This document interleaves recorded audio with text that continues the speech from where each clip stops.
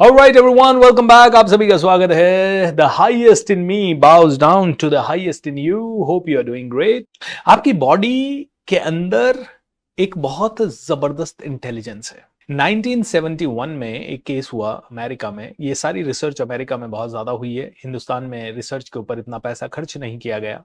फिर भी हिंदुस्तानी लोगों को हमें ईगो जरूर है कि यार अमेरिका वाला किसी दिन योगा कर लेता है ना, तो हमें लगता है अरे हमारी टेक्निक यूज की, अरे ये यही तो हम बताना चाहते हैं. जो अल्टीमेटली हम हैं वही सही है. हम है ना उनकी सारी रिसर्च को हम धरा का धरा बता देते हैं. हम कहते हैं कि यार they are not good enough. But दोस्तों यस, स्टडी एजुकेशन के मामले में these countries are way ahead. Definitely हमारे एंशियंट ग्रंथ और हमारे जो भी है वो बहुत ही जबरदस्त विजडम है. अल्टीमेटली उन्हीं से वो मैच करता है. लेकिन वो नहीं रिसर्च करते तो हमें तो पता ही नहीं चलता कि साइंस में भी ऐसा है. सॉरी 1971 में रिसर्च नहीं, एक केस आया डॉक्टर्स के पास.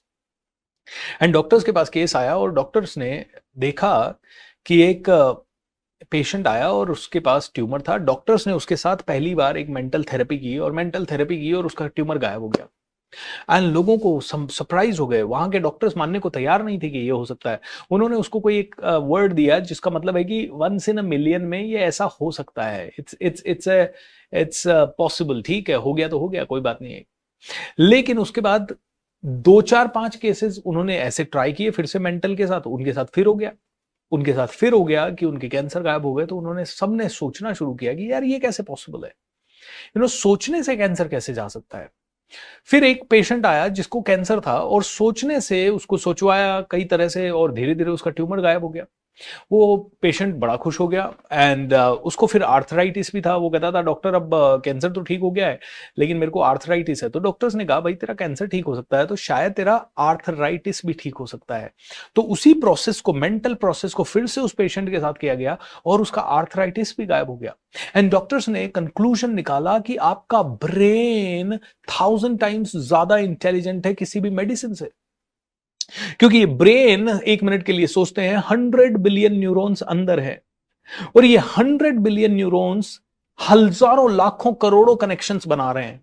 ओके, मतलब एक न्यूरॉन के 1 लाख कनेक्शन बन रहे हैं और 1 लाख कनेक्शन से फिर दूसरा न्यूरॉन भी फिर से 1 लाख.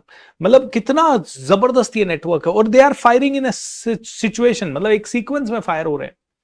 और एक रिसर्च किया गया कि ये न्यूरॉन्स जो है ना, ये मतलब आप में से कई लोग कहते होंगे कि बूढ़ा हो गया हूं मैं आजकल, मेरी मेमोरी कम हो गई है बूढ़ा होने के कारण.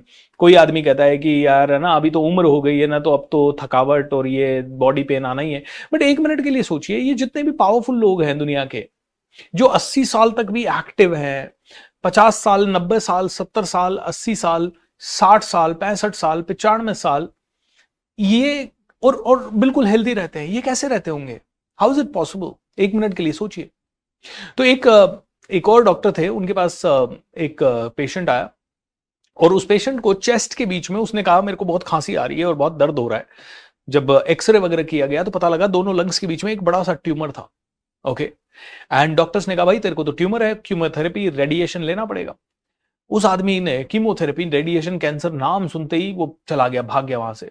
ठीक है, और उसको जो कैंसर था वो एक ऐसा कैंसर था जिसमें 6 महीने से ज्यादा सर्वाइवल पॉसिबल ही नहीं था किसी भी पेशेंट का.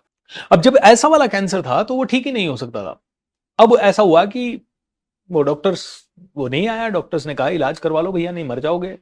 ठीक है, वो नहीं आया, चला गया. 8 साल के बाद उसी डॉक्टर के पास एक और पेशेंट आया और उसको इस बार वही वाला कैंसर गले में था. जब डॉक्टर्स ने उसका इलाज करने की कोशिश की तो उसको डॉक्टर को रियलाइज हुआ अरे यही तो बंदा था जो 8 साल पहले इसी वाले कैंसर के ट्यूमर के साथ यहां पे था और आया. डॉक्टर्स ने उससे पूछा भाई तूने ऐसा क्या किया कि 8 साल के अंदर तू मरा नहीं? क्योंकि वो वाला कैंसर तो मार देता है आदमी को. अभी वो सेम ट्यूमर तेरे यहां है. बोला मैंने कुछ नहीं किया, मैंने कोई दवाई नहीं ली, मैंने किसी डॉक्टर के पास नहीं गया, मैंने बस एक डिसीजन लिया. जब आपके यहां से गया मैंने सिर्फ एक डिसीजन लिया कि मैं कैंसर से नहीं मरूंगा. जैसे ही मैंने ये बात सुनी मेरे को रियलाइज हुआ शरद पवार साहब के भी एक कैंसर हो गया था, ट्यूमर मुंह पे, और डॉक्टर्स ने उन्हें कह दिया था कि 6 महीने और शरद पवार साहब ने कहा भैया मैं नहीं मरूंगा कैंसर से. और आज उनकी उम्र जो भी हो गई है. आज पिछले कई सालों से ही is absolutely active, alert and doing so many things. इसका मतलब है your mind has highest possible intelligence to cure anything. बस प्रॉब्लम क्या है कि आप हिप्नोटाइज हो जाते हैं। कैसे? डॉक्टर्स ने कह दिया ये तो बड़ी भयानक बीमारी है, और आप सोच लेते हो ये तो बड़ी भयानक बीमारी है, और फिर आप अपने माइंड में बना लेते हो यार कैंसर से वो भी मर गया, वो भी कैंसर से मर गया, कैंसर हॉस्पिटल खुल रही है, हो रहा बज़वर्ड। आपको ये समझ में नहीं आ रहा कि एक बात बोल दूं, मेडिकल साइंस के पास बहुत अच्छी अच्छी चीजें हैं फॉर श्योर, बहुत ही बढ़िया डेवलपमेंट है और हम सभी को उसकी जरूरत है। बट कहीं ना कहीं मेडिकल लॉबी, फार्मा लॉबी ने इसे डर का बिजनेस तो नहीं बना दिया है। कहीं ना कहीं ऐसा तो नहीं है कि इसे जानबूझ के फैलाया गया हो। कहीं ना कहीं ऐसा तो नहीं है कि इसके ऊपर इतनी ज्यादा बात कर दी गई हो कि हम सभी इससे डर गए हों, और बस ये डर का धंधा बहुत जबरदस्त हो गया हो। कहीं ऐसा तो नहीं है कि हमें डराया जा रहा है। Can we stop believing all these thoughts? हमने सुना है कैंसर इतना जबरदस्त डेंजरस होता है, लेकिन ये ऐसे केसेस एक नहीं हजारों हैं जहां ट्यूमर गायब। ये बिलीफ सिस्टम अगर आदमी माइंड में ले आए तो ये सब हो सकता है। दीपक चोपड़ा साहब की एक बुक है क्वांटम हीलिंग, पढ़िएगा, उसमें ये कुछ केसेस के बारे में आपको मिलेगा। उसमें एक और केस है चित्रा जी का। चित्रा जी को ट्यूमर था, हस्बैंड रमन। चित्रा जी जब मिले तो डॉक्टर साहब से मिले और कीमोथेरेपी रेडिएशन चल रहा था। चोपड़ा साहब से मिले तो चोपड़ा साहब ने कहा कि भाई देखो, आयुर्वेदा पे डालूंगा मैं तो तुम्हें, आयुर्वेदा और मेंटल हीलिंग पे डालूंगा। आयुर्वेदा और मेंटल, वो चाहते तो थे कि उन्हें कहे कि ये मेडिकल ट्रीटमेंट बंद कर दो, कीमोथेरेपी वगैरह, लेकिन वो भी ये रिस्क लेना नहीं चाहते थे कि भाई क्यों बोलूं मैं, कल को मर जाए आदमी, फिर बाद में आए कि यार चोपड़ा साहब ने कहा था कि भैया ये ट्रीटमेंट बंद कर दो। उन्होंने कहा वो तुम चालू रखो, लेकिन मेरा वाला चालू रखो और ये वाला ट्रीटमेंट चालू रखें। इसीलिए हम भी नहीं कह पाते। I mean I really want you to understand कि आपका मेडिकल ट्रीटमेंट आप चलने दीजिए, जो चल रहा है आपका किसी भी चीज का, लेकिन ये जो हीलिंग है ना, ये माइंड बॉगलिंग है। इसके जितने फास्ट और जितने अद्भुत रिजल्ट हो सकते हैं उतने शायद मेडिकल साइंस में भी रिजल्ट नहीं होंगे उतने पावरफुल। और ये आज से नहीं है, ये तो लाखों सालों से, मतलब जब से पृथ्वी रही है तब से है। आप अगर महाभारत वगैरह पढ़ोगे तो वहां पे है कि अर्जुन को तीर लग गया, अर्जुन घायल हो गया, लेकिन पीछे वैद्य जी ने रथ के अंदर उस पर कुछ लेप लगाया, 5 मिनट बाद वो वापस खड़ा हुआ, लड़ने लगा। मतलब ऐसे ऐसे जड़ी बूटियां और ऐसी ऐसी चीजें या ऐसी ऐसी हीलिंग टेक्निक्स होती थी जो कि हमारे योद्धाओं को चोट लगने के बावजूद भी मतलब खड़ा कर देती थी यूं फट, that used to really bring them up within 10-20 minutes, बहुत ही इजीली। कैसे कैसे, हाउ इज इट पॉसिबल? लेकिन हम उसमें जाना ही नहीं चाहते। हम क्यों? क्योंकि हमें एक हिप्नोटाइज कर दिया गया है कि भैया तुम दवाई नहीं लोगे मर जाओगे।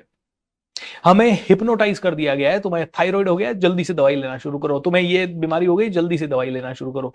और हम भी कहते हैं ओ माय गॉड मैं मर ना जाऊं, ओ माय गॉड मेरे को कुछ हो ना जाए, ओ माय गॉड मेरे को ये नहीं हो जाए।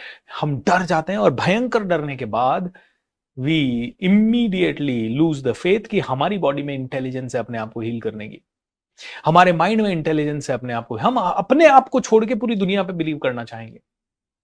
एंड ऑब्वियसली जिसने मेडिकल साइंस पढ़ी है उसका एक ही थॉट होगा कि यार भैया ये वाला केमिकल काम करता है इस वाली दवाई पे।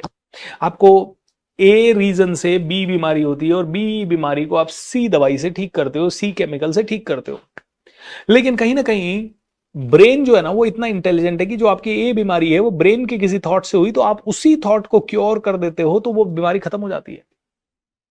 तो कहते हैं कि your brain, your mind is so bloody intelligent कि ये आपकी सारी समस्याओं का समाधान है। लेकिन एक साधारण आदमी कहता है भैया ये बात घुसती नहीं है सर, ये आप कह रहे हो ना, ये कोई डॉक्टर कहे, ये मोदी जी कहे, या कोई बहुत बड़ा संत कहे, ये कोई बहुत बड़ा भगवाधारी कहे, ये बहुत बड़ा कोई पोप जॉन पोप कहे, या कोई पादरी कहे, या कोई बहुत बड़ा धर्मगुरु कहे तो हमारे बात समझ में आएगी, आपकी बात थोड़ी समझ में आएगी हमें। और आपके पास कौन से 1 लाख पेशेंट्स को ठीक करने का कोई प्रमाण है? और सर वैसे भी 1000 पेशेंट आए, उनमें से 10 ठीक हो गए, 20 ठीक हो गए, तो क्या फर्क पड़ता है? अरे वही 20 ठीक होंगे ना जो उस लेवल पे अपनी बात ले जा पाएंगे, दैट्स इट, जो उस लेवल पे अपनी बात ले जा पाएंगे। मेरी टीम ने मुझे पूछा सर कई लोगों के हीलिंग के कॉल आ रहे हैं, पर्सनल हीलिंग चाहते हैं, क्या करना चाहिए? मैंने कहा उनको सीधा बोलो क्या सिम्टम्स क्या है, प्रॉब्लम्स क्या है, चैलेंज क्या है, और उसके बाद मैं बताऊंगा कि उनको क्या हीलिंग चाहिए। मैंने कहा अगर छोटे मोटे है, बुखार आ रहा है, थोड़े हाथ पैर में दर्द है, छोटा मोटा कुछ है, मैंने कहा उनको बोलो शाम का प्रोग्राम अटेंड करें। पैसों का प्रॉब्लम वगैरह है, 30% 40% चीजें आपकी यहीं सॉल्व हो जाएगी, बट टू मच नेगेटिविटी है, टू मच चैलेंजेस है, टू मच ऑफ पेन है, तो फिर पर्सनलाइज हीलिंग आपको चाहिए। लेकिन उतना बिलीफ आपको भी करना पड़ेगा। तो एक अच्छा healer is not about giving you energy only, एक अच्छा हीलर इज नॉट अबाउट आपके चक्रा बैलेंस। अच्छा हीलर वो भी है जो आपको मेंटली एक कंडीशंस कर दे, आपकी क्रिएट कर दे कि आपका माइंड ही आपका सबसे बड़ा दवाई मिल जाए। क्योंकि दोस्तों यू आर अमेजिंग।